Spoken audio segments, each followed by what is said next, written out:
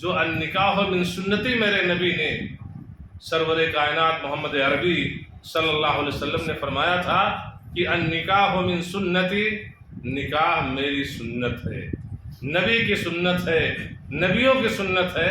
لیکن یہ ہمارے خطبے نکاح میں مولوی صاحب النکاح من سنتی پڑھ دیتے ہیں، لیکن سنت کا جنازہ اٹھا ہوا ہوتا ہے، اللہ کی ایجاب و قبول میں چند مہر دے دی جائے بس، ورنہ شروع سے آخر تک یہ سنت کا جنازہ ہماری شادیوں میں اٹھا ہوا ہوتا ہے۔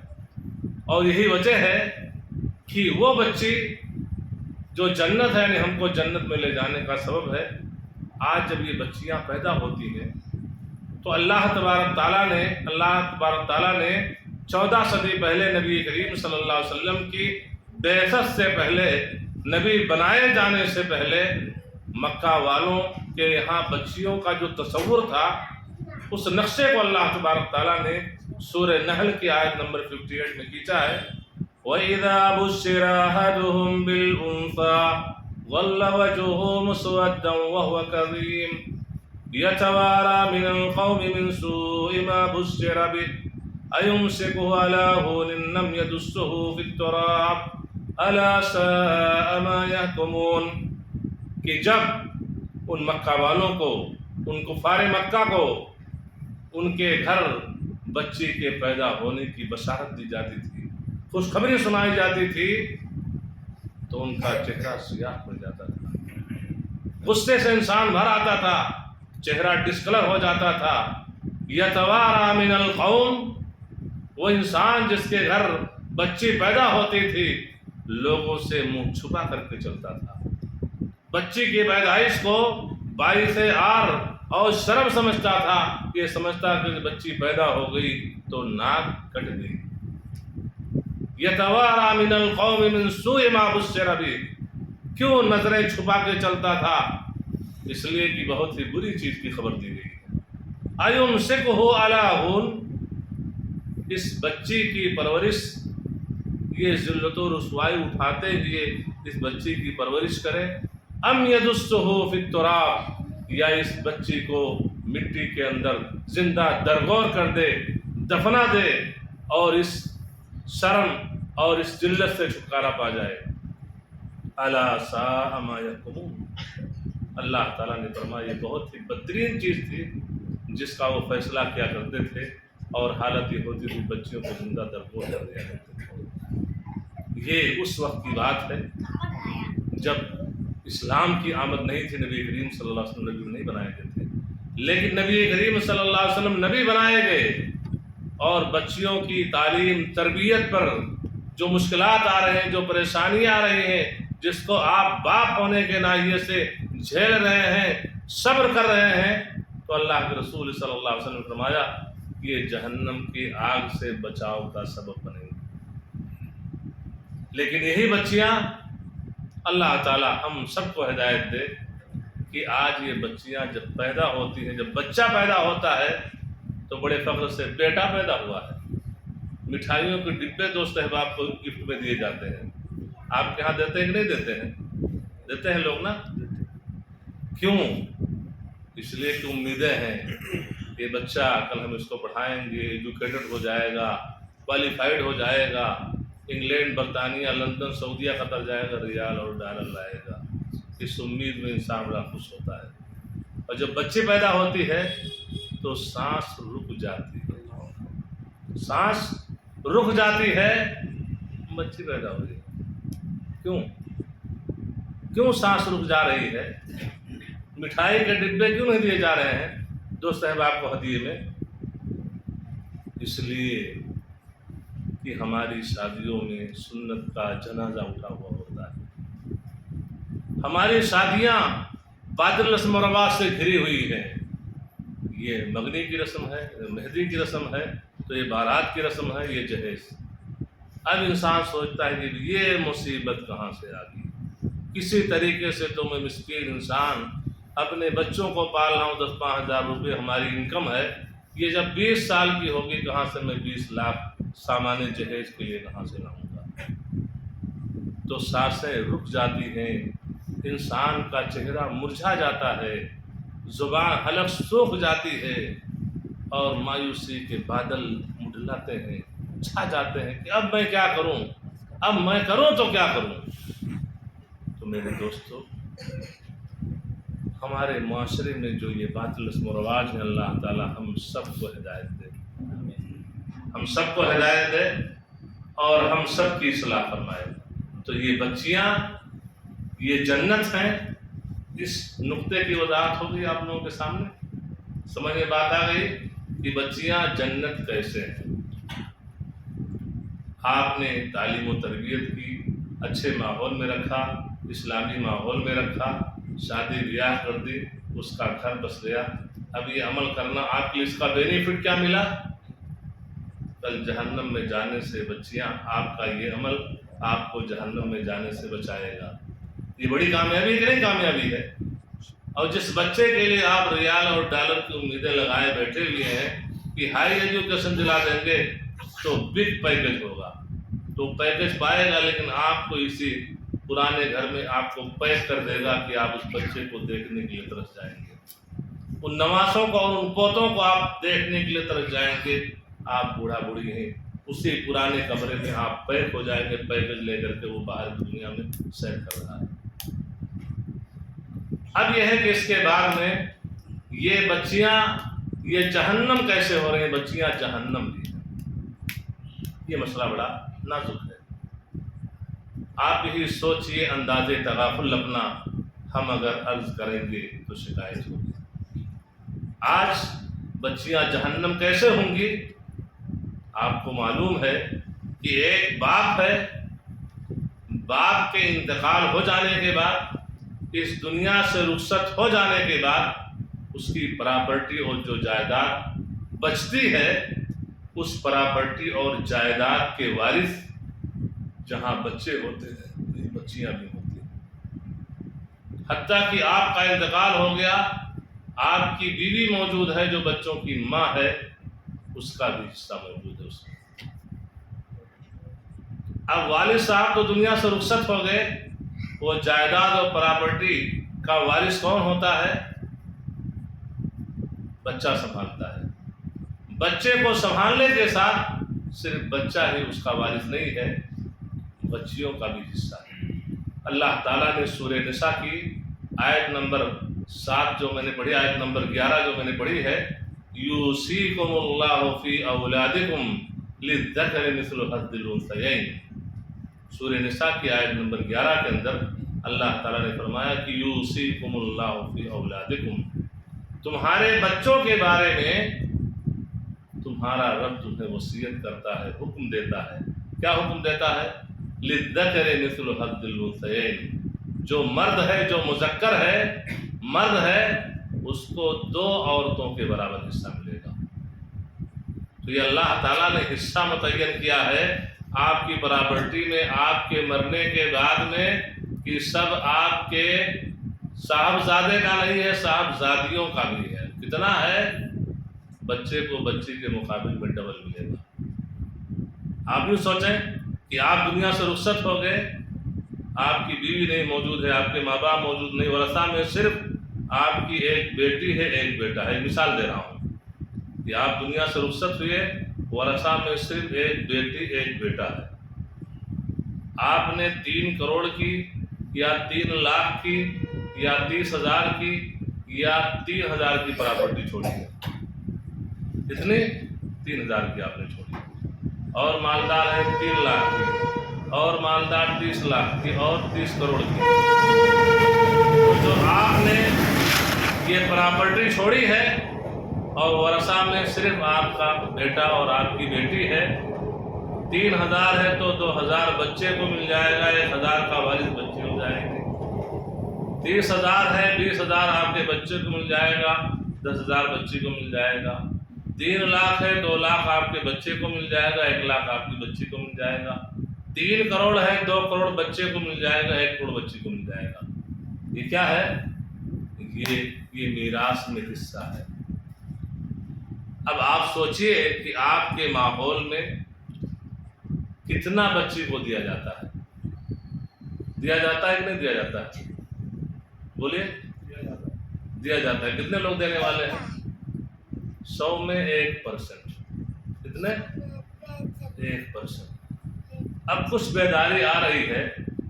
ہم لوگوں کی یہ کوششیں، یہ جو حلق اپنا ہم سکھاتے ہیں، کچھ کارآمد ثابت ہو رہی ہیں کہ کچھ لوگ میدان میں آ رہے ہیں، لیکن بہت کم. تو اب ظاہر سی بات ہے کہ یہ اس کا حصہ تھا. اب اس حصے کو ہڑپ کر لیا گیا تو اس کی جگہ پر کیا چیز آئی؟ جیسے یہ نماز فرض ہے جن میں 5 وقت کی دن و رات میں، ایسے ہی اللہ تعالیٰ نے میراث کے مسئلے کو فرض قرار ٹھہرایا ہے. جیسے آپ نماز نہیں پڑھیں گے آپ گنہگار ہوں گے، ایسے آپ کی پراپرٹی میں آپ کی بیٹی کو حصہ نہیں مل رہا ہے، آپ کا بیٹا سب کچھ لے کے بیٹھ گیا ہے، تو اس فریضے کے چھوڑنے پر بھی آپ گنہگار ہوں گے.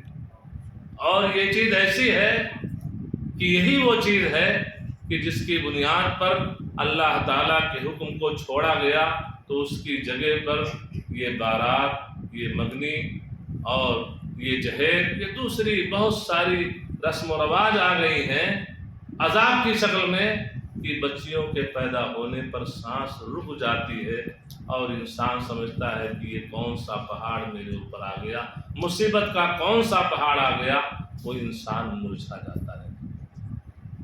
تو یہ بچیاں یہ اس اعتبار سے جہنم ہے، جہنم میں لے جانے والی ہیں کہ ان کے حق کو مارا جا رہا ہے، ان کو ان کے حق سے محروم کیا جا رہا ہے.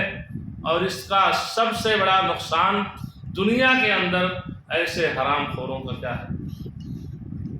یعنی جو بھائی اپنی بہن کو باپ کے مرنے کے بعد اس کی پراپرٹی میں جو حصہ ہے اگر نہیں دیا ہے تو وہ حرام خور ہے، وہ حرام خور ہے. ہمارے اور آپ کے یہاں حرام خوری کا تصور کیا ہے کہ ایک انسان اپنے پڑوسی کی جائیداد پہ قبضہ کر لے. تجارت میں شریک کوئی کاروبار ہے، اس کا کچھ لیفٹ رائٹ کر دیا، اس کو دھوکہ دے دیا، کہیں چوری کر لی، کہیں ڈاکہ ڈال دیا، کسی اور طریقے سے کسی کا مال ہڑپ کر لیا، تو کہتے بڑا بے ایمان انسان ہے، اس نے پڑوسی کو ستا رہا ہے، اس نے اس کی زمین ہڑپ کر لی. تو لوگ بیٹھتے بلائے جاتے ہیں کہ بھائی آئیے ذرا آپ فیصلہ کر دیجیے. کوئی معاملہ پھنستا ہے نا لین دین کا، تو چند لوگ بلائے، بھائی آپ آ جائیے، آپ آ جائیے، ذرا مسئلے کال کر دیجیے. اور جتنے ہیں سب بے ایمان حرام خور ہیں. ان سے پوچھے کہ اپنی بہن کا آپ نے حصہ دیا؟ تو یہ تو اور سنگین جرم ہے کہ آپ پڑوسی کا جائیداد قبضہ کر لیں، آپ اپنے دوست کو دھوکہ دے دیں، آپ اپنے تجارت میں کاروبار کو دھوکہ دے دیں، اس کا جائیداد ہڑپ کر لیں. یہ جرم ہے. لیکن اس سے بڑا جرم یہ ہے کہ آپ کی بہن جو اسی ماں کے پیٹ سے پیدا ہوئی جس سے آپ پیدا ہوئے ہیں، اور آپ اس کو میراث سے محروم کر اس کے حق نہیں دے رہے ہیں، تو یہ تو اور سنگین جرم ہے. اس جرم کی بنیاد پر یہ حرام خوری ہے.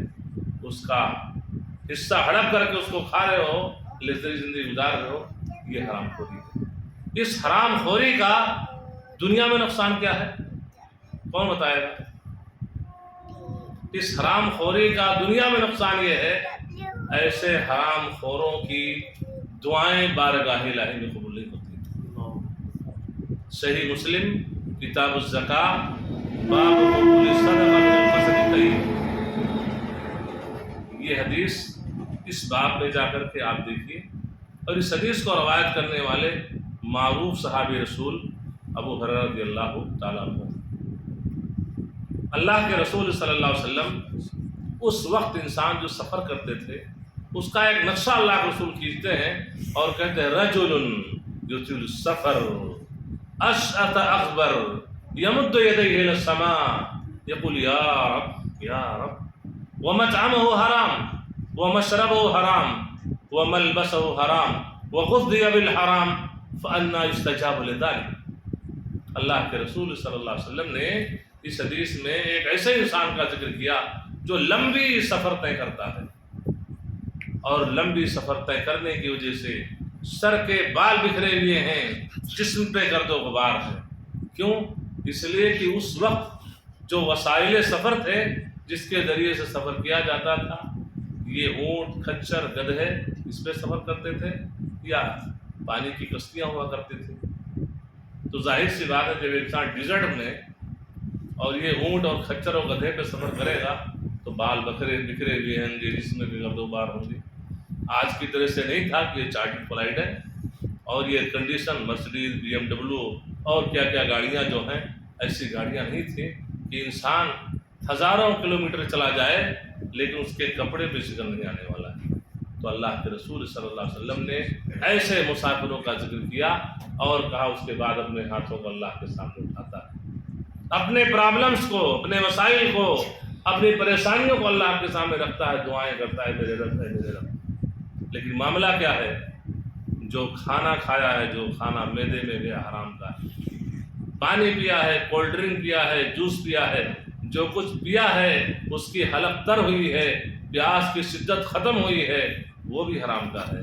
وہ ملبسہ حرام، جو برانڈڈ کپڑے پہنے ہوئے اکڑ کر کے چل رہا ہے کہ بس لاکھوں میں ایک میں ہی تو ہوں، ہمارے جیسا کون پہننے والا اور کھانے والا کون ہے، یہ بھی حرام کا ہے۔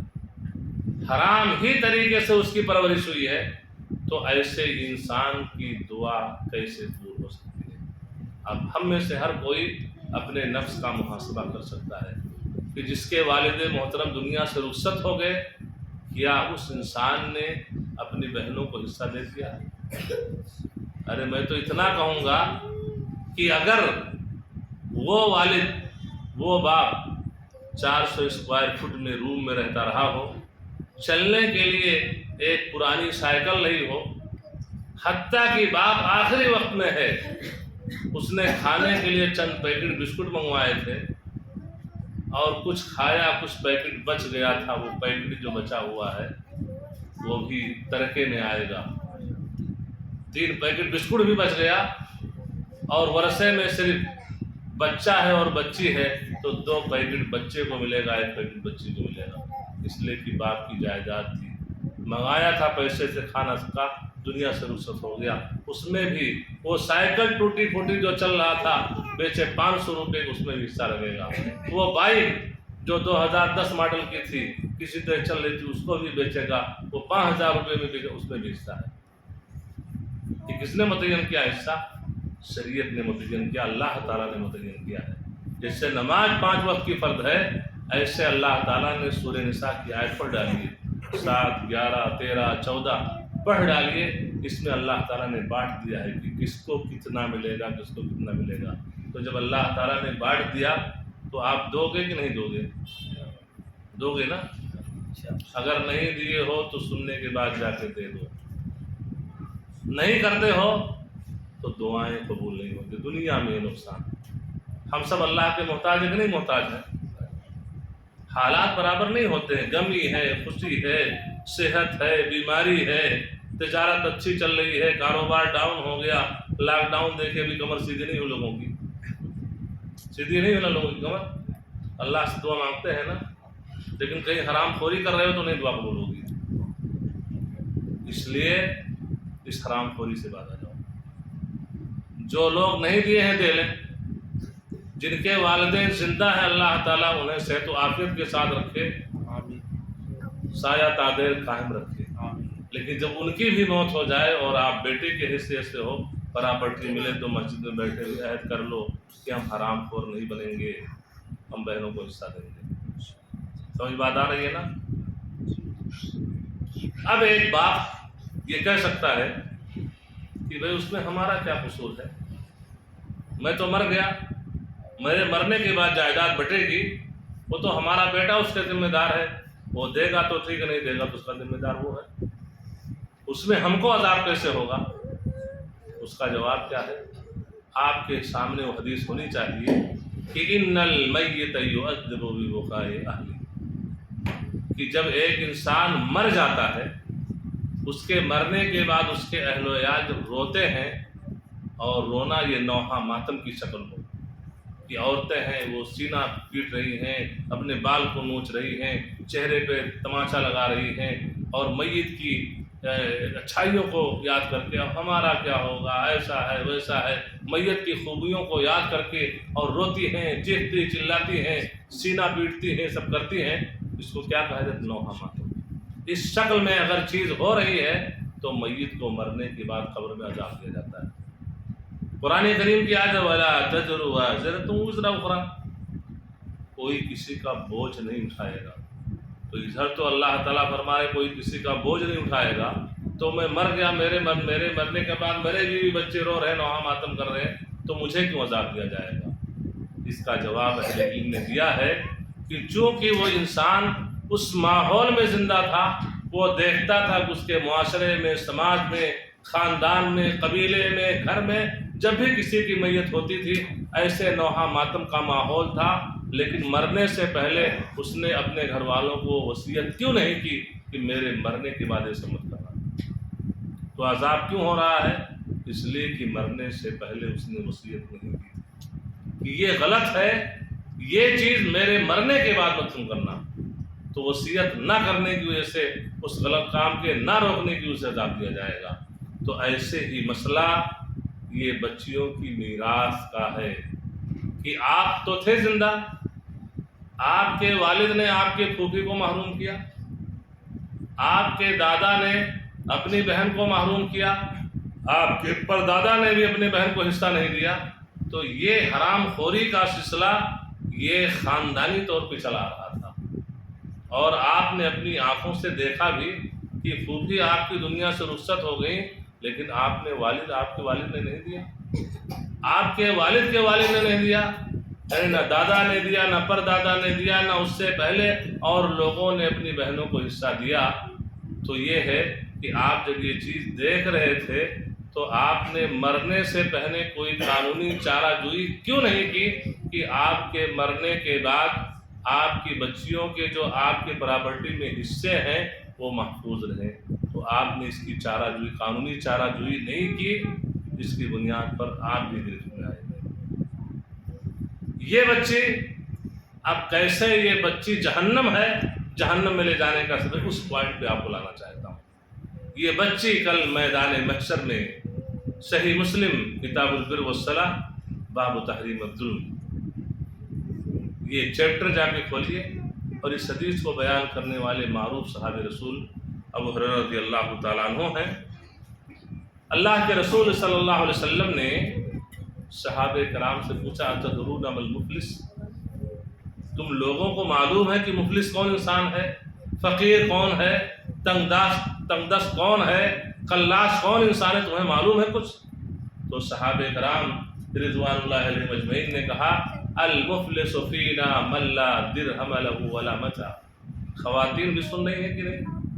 کوئی نظم ہے؟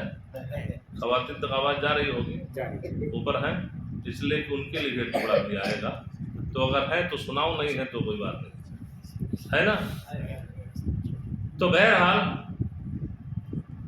صحابہ کرام نے کہا کہ اے اللہ کے رسول صلی اللہ علیہ وسلم، ہمارے درمیان مسکین، محتاج، کلاس، تنگ دست وہ انسان ہے جس کے پاس دینار و درہم نہ ہو۔ پیسہ بولتا ہے، کیا کہتے ہیں؟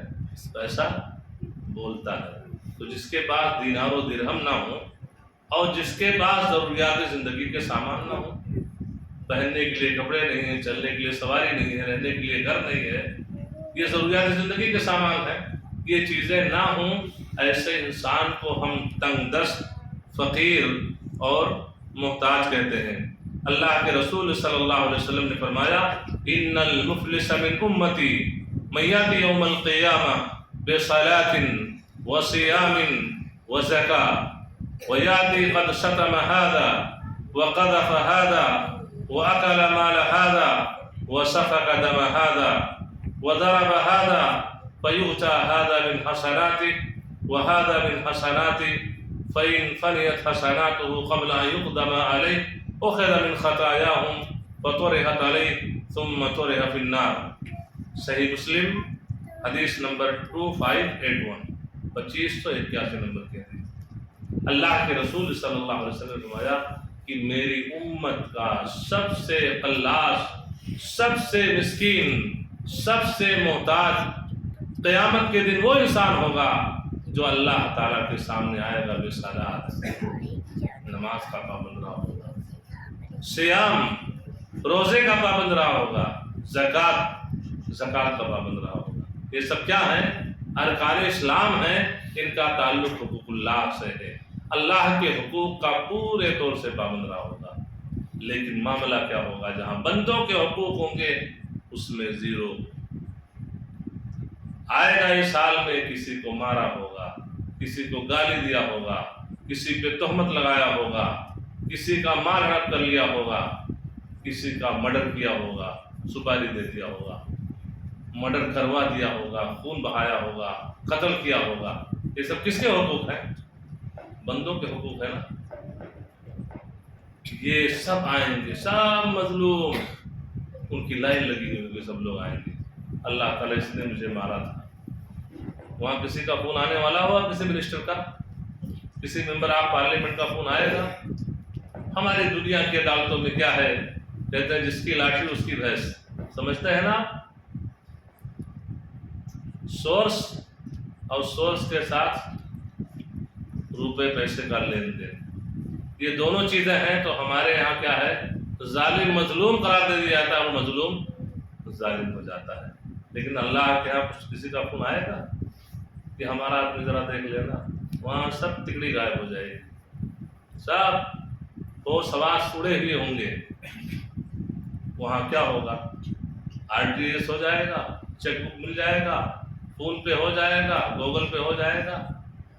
آج کچھ معاملہ ہو گیا، آپ جب آپ کا بیٹا لندن میں بیٹھا ہے، بیٹے اتنا پیسہ دو، آپ کو بس فون کر دیجیے، وہاں سے فوراً میسج آ گیا، ادھر فون رکھا کہ آپ نے ادھر میسج ٹرانسفر آ گیا کہ آپ کے اکاؤنٹ میں 2 لاکھ روپے آ گیا، ہے نا؟ وہاں مرا تھا جن کے لیے رہ گئے وضو کرتے، جس بچے کو سب کچھ سونپ کر کے گئے تھے وہ بچہ بھی وہاں کام آنے والا نہیں ہے۔ وہاں تو نیکی و بدی کا معاملہ ہوگا۔ سورہ جز عما 30 پارے کی وہ آیت، یوم یفر المرء من اخیہ وامہ وابیہ وصاحبتہ وبنیہ، اس آیت کو پڑھیے کہ جس دن بھائی اپنے بھائی سے بھاگ رہا ہوگا، اپنے باپ سے بھاگ رہا ہوگا، اپنے بیوی بچوں سے بھاگ رہا ہوگا، منہ چرا رہا ہوگا۔ اس آیت کی تفسیر میں عبداللہ ابن عباس رضی اللہ عنہما فرماتے ہیں کہ ایک انسان اس نازک گھڑی میں ایک نیکی اس کی کم پڑ جائے گی، اپنے بیٹے کے پاس جائے گا، بیٹا اپنے باپ کو پہچان لے گا، میں تمہارا ابو تھا، وہ بیٹا لمبی تعریف کرے گا، بڑے اچھے ابو تھے، ایسا کیا ایسا کیا ایسا کیا میرے لیے۔ کہے گا بیٹے ایک سوال ہے، ایک نیکی کا سوال ہے، دے دو تو میرا مسئلہ حل ہو جائے۔ وہ بیٹا جس کو سب کچھ سونپ کر کے چلے گئے تھے اور بیٹی کو 1 انچ زمین بھی نہیں دیا تھا آپ نے، وہ بچے کو آپ نے کمپنی کا مالک بھی بنا دیا تھا، وہ دکانوں کا مالک بھی بنا دیا تھا، چیک بک بھی مرنے سے پہلے سائن کس کا ہو اتھارٹی آپ نے اس بچے کو دے دی تھی، سب کچھ دے دیا تھا، لیکن بیٹی کو بابا 1 پیسہ نہیں۔ وہ بیٹا کیا کرے گا؟ ابو جان سوری معاف فرمائیے گا، اگر ایک نیکی میں آپ کو دے دوں میری گھٹ جائے گی تو میں کہاں جاؤں گا؟ وہ بھی ایکسکیوز می سوری کہہ دے گا۔ تو جو میں حدیث پڑھ رہا تھا کہ بندوں کے حقوق میں انسان بڑا کوتاہ ہوگا، سب کی لائن لگی ہوگی، اس نے مارا، اس نے گالی دیا، اس نے میرا مال ہڑپ کر لیا، اس مظلوموں کی لائن میں کہ آپ کی بہن بھی ہوگی، آپ کی بیٹی بھی ہوگی۔ صفحے اول میں حاجی صاحب نماز پڑھنے والے تھے، نفلی نمازیں تہجد گزار بھی تھے، فرض روزے کے ساتھ پیر اور جمعرات کو ایام 20 کو بھی روزہ رکھتے تھے، زکوٰۃ کے ساتھ صدقہ و خیرات بھی پورے سال کرتے رہتے تھے، حج اور عمرہ بھی کیا کرتے تھے، تلاوت قرآن بھی ہوتا تھا، تسبیح و تحلیل بھی ہوتا تھا، ذکر و اذکار بھی ہوتا تھا، تمام قسم کے نیک کام کر رہے تھے۔ لیکن جو کرنا تھا بندوں کے حقوق میں، آپ کے سر سے آپ کی بیٹی نہیں محفوظ تھی، آپ کی بہن محفوظ نہیں تھی کہ دنیا سے رخصت ہو گئے، لیکن اس کو محروم کر کے گئے، اس کے لیے کوئی آپ نے قانونی چارہ جوئی نہیں کی، اور جان رہے تھے کہ خاندانی طور پر حرام خوری کا سلسلہ جاری ہے، تو آپ نے اپنے بیٹے کو حرام خور بنانے کا آپ نے کیوں راستہ صاف کر دیا اور ایسے دنیا سے رخصت ہو گئے۔ یہ بیٹی آئے گی، آپ ابو جان ہو، کہیں گے ابو جان دے دو ہمیں،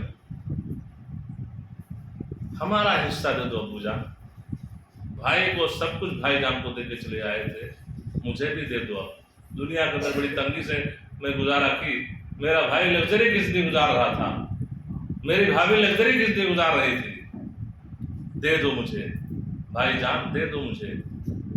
آپ لگژری کی زندگی گزار رہے تھے اور میرا گھر بہت مشکل سے چل رہا تھا، حالت یہ آ پڑی تھی کہ میں زکوٰۃ کے لیے دوسروں کا دروازہ کھٹکھٹا رہی تھی، میرا گزر بسر نہیں ہو رہا تھا، اور آپ کی دنیا کی رنگینیوں میں آپ مگن تھے، تو دے دو میرا حصہ۔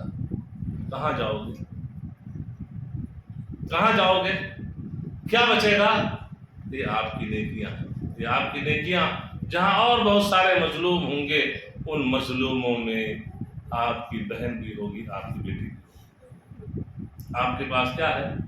آپ کی یہ نیکیاں ہیں، یہ نیکیاں ان مظلوموں کو دیجیے، ان مظلوموں میں آپ کی بیٹی اور بہن بھی ہوگی، وہ بھی لے لیں گے۔ یہ نیکیاں ختم ہو جائیں گی، نیکیوں کی جھولی خالی ہو جائے گی۔ ابھی بھی لوگ ہیں، اب ان کے گناہ ایسے ظالم انسان کے اوپر ڈالے جائیں گے، اور اخیر میں بحکم الہی سے جہنم میں گھسیٹ کے ڈال دیا جائے گا۔ تو بچیاں کیا ہوئیں؟ بچیاں جہنم کی ہوئیں، جہنم میں لے جانے کا سبب بھی بنی، اس لیے کہ ان کو میراث سے محروم کیا گیا، جائیداد میں ان کو حصہ نہیں دیا گیا، اور آپ بھی ایسے رخصت ہو گئے تو یہ بڑا نقصان قیامت کے دن ہوگا۔ اب فیصلہ آپ کو کرنا ہے کہ آپ کو جنت چاہیے یا جہنم چاہیے، فیصلہ ہم سب کو کرنا ہے۔ کیا چاہیے؟ جنت چاہیے؟ جہنم؟ جہنم نہیں چاہیے تو اس کو کرنا ہے کہ نہیں کرنا ہے؟ آپ لوگ عہد کرتے ہیں نا انشاءاللہ؟ مسجد میں بیٹھے ہوئے ہیں، وعدہ باہر اور مسجد میں وعدہ دونوں میں فرق ہے کہ نہیں؟ جو ہوشیار لوگ ہیں وہ بھئی ہم خاموش، ہم نے تو وعدہ نہیں کیا تھا، ہے نا؟ دال میں کالا نہیں ہونا چاہیے۔ نیک کام کے کرنے کے لیے وعدہ نہیں، اور غلط کام کے چھوڑنے کے لیے نہیں۔ اگر یہ وعدہ ہے تو یہ تلبیس ابلیس ہے۔ ابن جوزی رحمہ اللہ کی کتاب عربی میں تلبیس ابلیس ہے، اس کا اردو اور انگلش میں ترجمہ ہو چکا، اس کو پڑھیے آپ لوگ۔ اس شیطان کا ایک وسوسہ یہ بھی ہے کہ ابھی کتنی عمر، ابھی 30 سال ہے، 60 سال دادا کی عمر کے ہوں گے، تو دیکھا جائے گا، دے لے لیں گے، ابھی کیا ہے، ابھی تو موج مستی کر لو۔ ہم بیٹھے ہیں، سانس جو باہر لے رہے ہو سکتا ہے کہ نہ لے پائیں، کہتے ہوئے مولوی صاحب انا للہ و انا الیہ راجعون۔ آپ سننے والے ہیں، سنتے ہوئے آپ لڑک جائیں، کچھ پتا ہے؟ ہارٹ اٹیک کی بیماری کتنی عام ہو رہی ہے، ہو رہی کہ نہیں ہو رہی ہے؟ صبح کو آپ اٹھے، واٹس ایپ کھول رہے ہیں، ارے بھائی یہ انتقال ہو گیا، ارے ابھی تو عشاء کی نماز ساتھ میں پڑھی، چائے کی دکان پہ چائے، کن کا انتقال ہو گیا؟ ہاں اٹیک ہو گیا۔ ہو سکتا ہے آپ کی بھی ہماری بھی خبر ایسے ہو، تو وہ وقت آنے سے پہلے معاملہ کلیئر کرو۔ اور اس حوالے سے چونکہ ہماری آواز کچھ خواتین بھی ہیں جو سن رہی ہیں، ان تک پہنچانا ہے، اور اس یوٹیوب کے ذریعے سے بہت سارے لوگ دنیا میں سنیں گے، اس میں ہماری سننے والی بہنیں بھی۔ بہنوں کے حوالے سے میں ان بہنوں کو کہنا چاہوں گا جو بھابھی کی شکل میں موجود ہیں، اور ان بھابھیوں کے نند ہیں جو شوہر کی بہن ہیں اور سسر کی بیٹیاں ہیں، لگژری زندگی گزر رہی ہے، بس عیش و آرائش کی زندگی گزر رہی ہے۔ ہماری ان بہنوں کو چاہیے کہ وہ بھی سن لیں، اس حرام خوری میں وہ بھی شریک ہیں، وہ بھی اس دن نند کی پکڑ سے نہیں بچ پائیں گی، وہ بھی آئے گی۔ کیوں آئے گی؟ اس لیے کہ وہ دیکھ رہی تھی کہ ہماری بھابھی تھی بہت سے ناجائز کام ہمارے بھائی کے ناک میں دم کر کے کروا لیتی تھی، اور بھائی کر دیتا تھا ناجائز کام۔ آج دیکھیے شادیاں جو بڑی مہنگی ہیں، یہ رسم و رواج نہیں دور ہو رہے ہیں۔ کبھی یہ چیز بھی سننے میں آتی ہے کہ شیخ میں تو پوری کوشش کر رہا ہوں، لیکن پورا گھر ایک طرف ہے اور میری بیوی تو اور ایک قدم آگے ہے۔ کیا؟ ہمارا وہ بڑا بیٹا MBBS MS سرجن ہو گیا، وہ سافٹ ویئر کا اتنا بڑا انجینئر ہے، وہ سال کا 25 لاکھ پیکج ہے، تو ایسے شادی کر دیں گے؟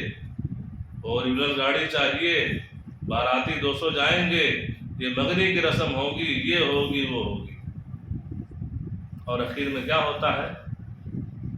یہ سلنڈر بول دیتا نہیں، یہاں سلنڈر نہیں بولا ہے، یہ آپ کی ایمان کی کمزوری ہے، آپ کو اس کو قابو میں رکھنا ہے، کیونکہ یہاں شریعت کا نفاذ نہیں ہو رہا ہے، باطل رسم و رواج کا رواج ہو رہا ہے، بچیوں کے ذمہ داروں پر ظلم کیا جا رہا ہے، اور یہ جہیز، یہ بارات، یہ چیز، یہ مسلمان کا دل صدا کر کے اس سے مال کا کھینچنا ہے، نہیں، یہ تمہاری بات نہیں مان سکتا ہوں، یہ تمہارا کردار ہونا چاہیے۔ الرجال قوامون علی النساء، مرد یہ عورتوں کا نگہبان ہے، آپ کا حکم چلنا چاہیے، عورت کا نہیں چلنا چاہیے۔ اس سلسلے میں آپ کو ٹائٹ رہنا ہے اور شریعت کے حکم کو نافذ کرنا ہے، اپنی بیوی کو خوش نہیں کرنا ہے۔ بیوی اور میرے اور ساری کائنات کے جو رب ہے، اس رب کو خوش رکھنا ہے، اس رب کو خوش رہو گے، کل بیوی بھی خوش ہو جائے گی۔ تو یہاں پر جب وہ بہن دیکھ رہی تھی کہ ہماری بھابھی یہ ہمارے بھائی کے ناک میں دم کر کے بہت سے ناجائز کام کروا لیتی تھی، تو اس بہن نے، اس بھابھی نے بھائی کو کیوں یہ نہیں نصیحت کی کہ دیکھو تم حرام خور ہو اور یہ حرام خوری ہے، اور نعوذ باللہ میں یہ سب نہیں کروں گی، میں معمولی کپڑے پہن لوں گی، ہم کو 2-4 لاکھ کے ہم کو زیور نہیں چاہیے، ہم کو عالی شان گھر نہیں چاہیے، معمولی گھر میں رہ لوں گی، لیکن یہ ہے کہ یہ حرام خوری نہیں، اس میں تو ہماری دعائیں بھی قبول نہیں ہوں گی۔ اس بہن کا بھی کردار ہونا چاہیے، اگر اس حرام خوری میں شوہر کے وہ بھی شریک ہے تو وہ بھی گرفت سے نہیں بچ سکے گی۔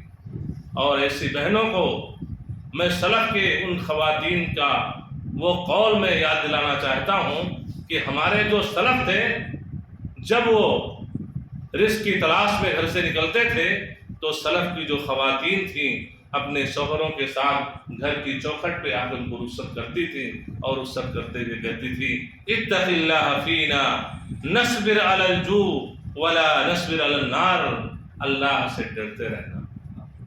کیا نصیحت کرتی تھی؟ ہم لوگوں کے بارے میں اللہ سے ڈرنا۔ ڈرنے کا کیا مطلب؟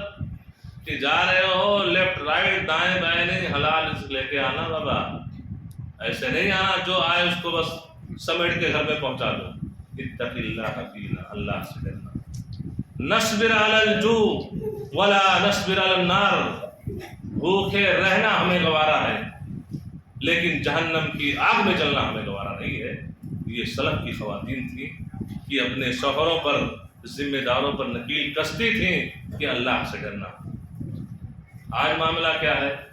سیلری 20,000 کی ہے، گھر میں سامان 50,000 کا ہے، کہاں سے آ رہا بھائی؟ مگن ہے بس ہمارا شوہر بڑا مطیع فرما بردار ہے، آواز لگائی فوراً وہ چیز حاضر ہے، کہاں سے آ رہا ہے؟ رشوت لے کے آ رہا ہے، کسی کو ٹوپی پہنا کے لا رہا ہے، کہیں اور داؤں باؤں کر رہا ہے، کیسے آ رہا ہے اس کی فکر نہیں، بس آنے دو۔ تو ہماری بہنوں کا یہ کردار ہونا چاہیے کہ وہ اپنے شوہروں کو نکیل لگائیں۔ اگر نند کو، اپنی بہنوں کو اس نے حصہ نہیں دیا ہے تو ہماری بہنوں کی ذمہ داری ہے کہ وہ اس حرام خوری سے نکلیں اور ان بہنوں کو حصہ دلائیں کہ بھائی ہمیں اس کو گوارا نہیں ہے۔ اور اس تعلق سے میرے دینی بھائیوں، آخری بات جو ہے وہ یہ ہے کہ شریعت نے جس کام کے کرنے کا ہمیں جو حکم دیا ہے اور جس چیز سے منع کیا ہے، اس کے اندر بہت ساری حکمتیں ہیں، اس کام کے کرنے میں بہت ساری حکمتیں ہیں، اور اس حرام کام کے چھوڑنے میں بہت ساری حکمتیں ہیں۔ یہ اور بات ہے، وہ ہمیں معلوم ہوں یا نہ ہوں، لیکن حکمت سے خالی نہیں ہے۔ یہ جو میراث پراپرٹی کا مسئلہ ہے کہ باپ کے مرنے کے بعد، انسان کے مرنے کے بعد اس کی بیوی کا بھی حصہ ہوگا، بیٹی کا بھی حصہ ہوگا، بیٹے کا بھی حصہ ہوگا، اس کے ماں باپ زندہ ہیں ان کا بھی حصہ ہوگا، کہ جو اللہ تعالیٰ نے جو حصہ متعین کیا ہے اس کی بہت ساری حکمتیں ہیں۔ ان حکمتوں سے ایک حکمت یہ بھی ہے کہ آپ ہیں، مثال کے طور پر اپنی بیٹی کو لیجیے کہ آپ کی بیٹی ہے، اپنی زندگی میں آپ نے اپنی بیٹی کے اچھے گھر میں شادی کر دی، آپ کا داماد خوشحال تھا، تاجر تھا، بزنس مین تھا، اچھے جاب پہ تھا، سب کچھ ہرا بھرا تھا، شادی کر دی۔ کچھ دن ایسے ہوئے کہ کاروبار ٹھپ ہو گیا، دنیا سے آپ رخصت ہو گئے، کاروبار زیرو پہ ہو گیا، یا یہ ہے کہ اس کی جاب چلی گئی، یا یہ ہے کچھ دن گزرے شوہر کا، داماد کا انتقال ہو گیا، بیٹی بیوہ ہو گئی، بچے نواسے یتیم ہو گئے، یا یہ ہے کچھ انبن ہو گیا، طلاق خلا کی نوبت آ گئی۔ اب آپ تو دنیا سے رخصت ہو گئے، لیکن آپ کے رخصت ہونے کے بعد آپ کی جو کیپٹل تھی، پراپرٹی تھی، کروڑوں کی پراپرٹی آپ چھوڑ کے گئے، اس میں 2-5 کروڑ 2-5 لاکھ روپیہ آپ کی بیٹی کو مل گیا۔ اب اس کے شوہر کا کاروبار ٹھپ ہو گیا، تو کیپٹل اس سے ایکسٹینڈ ہو سکتا ہے؟ نہیں ہو سکتا ہے۔ اس کے شوہر کا انتقال ہو گیا، بیوہ ہو گئی، ننھے منھے بچے ہیں، نواسے ہیں، ان کی تعلیم و تربیت کا انتظام ہو جائے گا۔ طلاق یا خلا ہو گئی، وہ کیپٹل جو آپ کی پراپرٹی کی اس کو ملی ہے، اس کی بنیاد پر کہیں اس کا گھر بچ سکتا ہے، کوئی بندہ مل سکتا ہے جو شادی بیاہ اس سے نکاح کر سکتا ہے کہ نہیں کر سکتا ہے؟ اور اگر یہ چیزیں نہیں ہیں تو میرے دوستوں، میں 2 واقعہ، میں اپنا ذاتی واقعہ بیان کرتا ہوں اور اسی پر تقریر ختم ہو جائے گی۔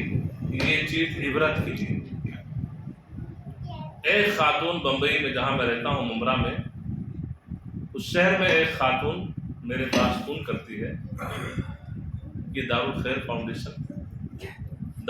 فاؤنڈیشن یہ ایک ٹرسٹ ہے جس کو میں مینیج کر رہا ہوں، اور اس ٹرسٹ کے ذریعے سے دعوتی، دینی، رفاہی بہت سارے کام انجام دیے جاتے ہیں۔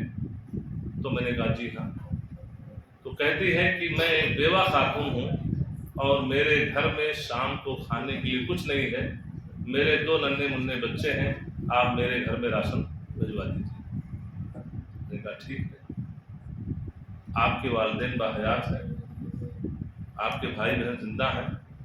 کہتی ہمارے والدین دنیا سے رخصت ہو گئے، میں اکیلی بہن تھی، میرا اکیلا بھائی تھا اور کوئی نہیں ہے، اور میرا بھائی فلاں انسان ہے۔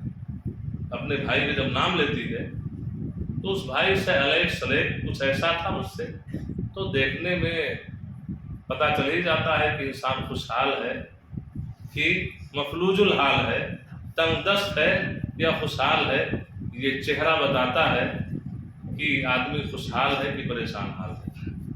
تو جب اپنے بھائی کا وہ نام لیتی ہے تو مجھے یہ ہوا کہ بھائی تو خوشحال دکھتا ہے، اور یہ بیچاری یہ زکوٰۃ کے لیے، راشن بھروانے کے لیے کہہ رہی ہے۔ میں نے کہا ٹھیک ہے، تمہارا انتظام ہو گیا، میرا راشن پہنچوا دیا۔ دوسرے دن کچھ لوگ ملے تو ایسے ذکر کیا، تو بولے ہاں مولانا اس کا بھائی تو ایماندار انسان ہے، اگر وہ ایمانت داری کے ساتھ اپنی بہن کو باپ کی پراپرٹی میں حصہ دے دے تو اس کو 1 کروڑ سے اوپر مل سکتا ہے نا، 1 کروڑ سے اوپر اس کی بہن کو مل سکتا ہے۔ تو میں نے کہا تو یہ حال، یعنی آپ کروڑوں کی پراپرٹی لے کر کے لگژری زندگی گزار رہے ہو، اور تمہاری بہن ہے کہ مفلسی کا عالم یہ ہے کہ وہ لوگوں کے دروازے کو کھٹکا رہی ہے اور یہ ہے کہ زکوٰۃ کھانے میں مجبور ہو رہی ہے۔ وہ آپ کے لیے دعا کرے گی کہ بد دعا کرے گی؟ آپ بھائی کی حیثیت سے ہو، آپ بھابھی کی حیثیت سے ہو، دونوں کے ہاتھ میں کمان ہے، بلکہ بھابھیاں زیادہ حاوی ہوتی ہیں، خاتون مرد پہ زیادہ حاوی ہوتی ہے، آج کا جو وقت بتا رہا ہے۔ وہ جب گھر میں فاقہ ہو رہا ہے، علاج کے لیے پیسے نہیں ہیں، بچوں کی تعلیم کے لیے پیسے نہیں ہیں، ادھر ادھر بھٹک رہی ہے، تو آپ کے لیے دعائیں دی کہ آپ کو بد دعائیں کرے گی، تو مظلوم کی بد دعا قبول ہوتی ہے، مظلوم کی بد دعا قبول ہوتی ہے۔ اب آپ سوچئے کہ آپ خوش رہیں گے۔ دوسرا واقعہ، ایک صاحب فریض حج کے لیے جا رہے ہیں، لاک ڈاؤن سے پہلے کا واقعہ ہے۔ ان کی بہن آتی ہے اور کہتی ہے کہ شیخ، ان کی بہن ان کے بہنوئی کے ساتھ، اپنے شوہر کے ساتھ آتی ہے کہ آپ نے دارالخیر فاؤنڈیشن کے ذریعے سے جو ایک حج تربیتی پروگرام آپ نے کیا تھا، اور پروجیکٹر کے ذریعے سے آپ نے جو بھی حجاج کرام اس ایریے کے جانے والے تھے ان کو آپ نے طریقے حج عملی طور پر، پریکٹیکلی طور سے آپ نے سکھلایا تھا، اس میں فلاں نام کا ایک انسان بھی تھا، اس کو آپ جانتے ہیں؟ میں نے کہا جانتا ہوں۔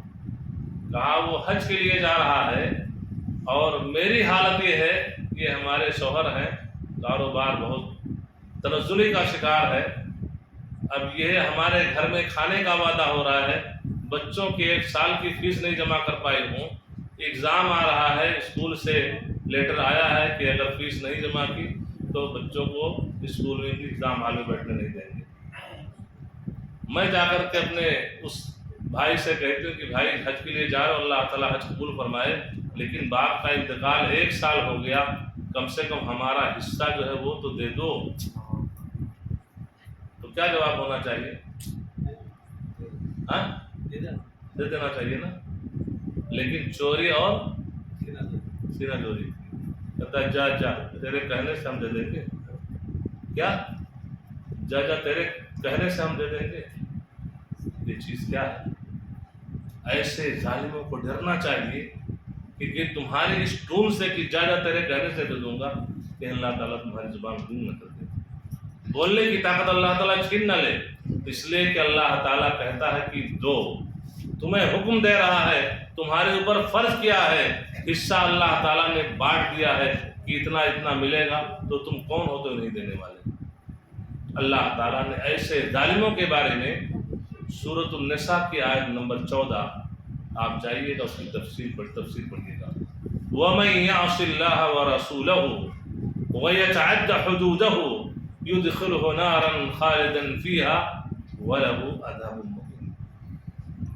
اللہ تعالیٰ نے میت کے مرنے کے بعد کس کو کتنا ملے گا وہ سب تقسیم کرنے کے بعد آخر میں اللہ تعالیٰ کہتا ہے جس نے اللہ کے رسول کی نافرمانی کی، حکم عدولی کی، وَيَتَعَدَّ حُدُودَ، اللہ کے حدود سے آگے بڑھا، اللہ تعالیٰ کہہ رہا کہ دینا ہے اور تم کا تو جارہ تیرے کہنے سے دوں گا نہیں دوں گا، تم نہیں دے رہے ہو تو کیا ملے گا تم کو؟ اللہ تعالیٰ نے فرمایا يُدْخِلْهُ نَارًا خَالِدًا فِيهَا، ایسے انسان کو اللہ تعالیٰ جہنم کی آگ میں ڈال دے گا، ہمیشہ رہے گا، وَلَهُ عَذَابٌ مُّهِينٌ، اور ایسے انسان کے لیے رسوا کن عذاب ہوگا۔ تو آپ نے سنا دنیا کے اندر اس حرام خوری کا نقصان کیا؟ دعائیں نہیں قبول ہو رہی ہیں، مر گئے، وہ بہن آئے گی آپ سے اپنے حصے کا مطالبہ کرے گی، آپ باپ ہو آپ سے مطالبہ کرے گی، آپ کی نیکیاں تمام مظلوموں کو دے جائیں گی، اس بہن بیٹی کو بھی دے دی جائیں گی، اس نند کو بھی دے دی جائیں گی، اور پھر نیکیاں ختم ہو جائیں گی، جہنم میں ڈال دیا جائے گا۔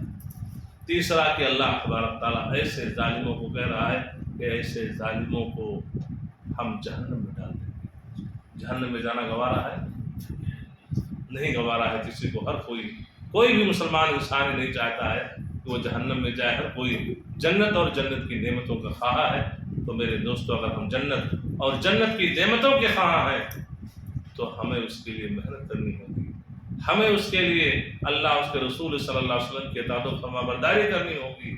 ہمارے اوپر جہاں اللہ کے حقوق ہیں وہی بندوں کے حقوق ہیں، اور بندوں کے حقوق میں ہماری بیٹی کے بھی حقوق ہیں، بہنوں کے بھی حقوق ہیں۔ اگر ان کو ان حقوق سے محروم کیا گیا تو کل نار جہنم سے ہم بچ نہیں سکیں گے۔ اللہ تعالیٰ سے دعا ہے کہ اللہ تبارک تعالیٰ ہم تمام لوگوں کو اپنے معاشرے اور سماج کو میں جو نظام میراث ہے اس کو ہمیں نافذ کرنے کی توفیق عطا فرما۔ جب اس نظام میراث کو ہم اپنے ماحول میں نافذ کریں گے تو مگنی کی رسم، بارات کی رسم، جہیز کی رسم یہ سب ختم ہو جائے گی، شادی بیاہ جو بڑا آسان ہے یہ آسان ہو جائے گا، اور ہم سب کے لیے یہ چیز باعث آرام و راحت کا سبب ہو جائے گی۔ اللہ تعالی ہم تمام لوگوں کو اس کی توفیق عطا فرما۔ وصلی اللہ علی نبینا محمد وعلی آلہ وصحبہ وسلم۔ السلام علیکم ورحمۃ اللہ وبرکاتہ۔